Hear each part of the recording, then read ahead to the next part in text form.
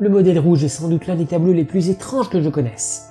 Une paire de chaussures se tient devant une façade en bois, mais la scène tourne vite au cauchemar. Est-ce deux chaussures ou deux pieds humains?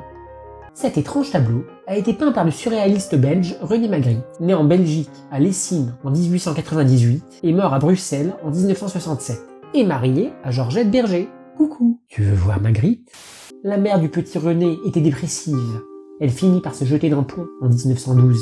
On retrouva son corps quelques jours plus tard, et son visage était couvert de sa robe de nuit. Magritte a été profondément bouleversée par la mort de sa maman, et l'on peut retrouver l'image du visage recouvert d'un drap dans bon nombre de ses tableaux. Alors, si vous allez voir une exposition des tableaux de Magritte, et que vous voyez sur l'un de ces tableaux un drap qui recouvre un visage, vous saurez que ça symbolise le décès de sa maman. Mais avant de poursuivre, permettez à ma chaîne de grandir en likant la vidéo, en la partageant. N'oubliez pas de vous abonner et d'activer la cloche pour être au courant de toutes les nouvelles vidéos. Allez, on replonge. Revenons au modèle rouge. Ses chaussures se transforment progressivement en pieds.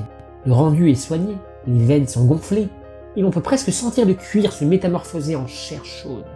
C'est un spectacle bien étrange, surréaliste, absurde, et comme le disait Magritte, on ressent grâce au modèle rouge que l'union d'un pied humain et d'un soulier en cuir relève en réalité d'une coutume monstrueuse. Mais quel secret recèlent les peintures de Magritte? Qu'a-t-il voulu nous transmettre? Il cherche à nous berner, à nous jouer des tours, à nous tromper, petit prestidigitateur.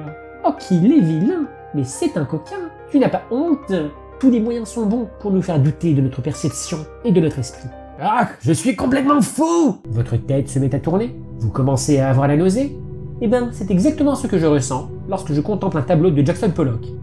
Bah, bien que le modèle rouge nous mette mal à l'aise, sachez qu'entre 1935 et 1964, Magritte l'a peint 7 fois. 7! Comme les 6 doigts de la main. Mais je digresse. Revenons à nos moutons. Il est tentant de réduire l'univers de Magritte à un simple désordre visuel vide de sens. Et pour cause, quel est le rapport entre des pieds et des souliers? Ah! Chaque tableau de Magritte résultait d'un long travail d'étude et de recherche visuelle. Magritte adorait peindre des objets du quotidien et les placer dans des lieux incongrus et des positions insolites.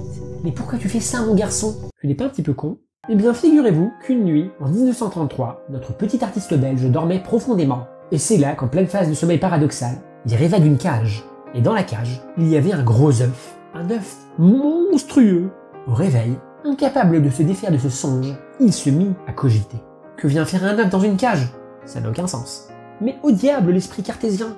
Nous sommes dans les années 30, on s'amuse comme on peut. Et après tout, pourquoi ne pas dessiner un œuf en cage? Le style Magritte était né, pour notre plus grand bonheur. Tenez, regardez, un nuage dans un verre vide, des portes qui donnent sur des paysages exotiques, une robe de chambre qui dévoile des tétons, et bien entendu, des chaussures en forme de pied, ou l'inverse, je sais plus trop. Mais encore, pourquoi avoir intitulé le tableau le modèle rouge, si les chaussures ne sont pas rouges?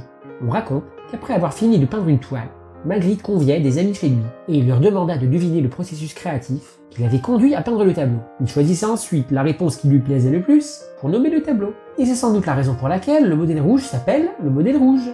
Vous avez compris? Eh ben moi non plus. C'est tout pour aujourd'hui. J'espère que cet épisode vous a plu. Pour être au courant des actualités, suivez Clin d'Art également sur Instagram, en tapant clin.d'art sans apostrophe. Pour plus de contenu, likez la vidéo, partagez-la et abonnez-vous à ma chaîne. N'oubliez pas d'activer la cloche pour être au courant de toutes les nouvelles vidéos. Restez connectés. À bientôt.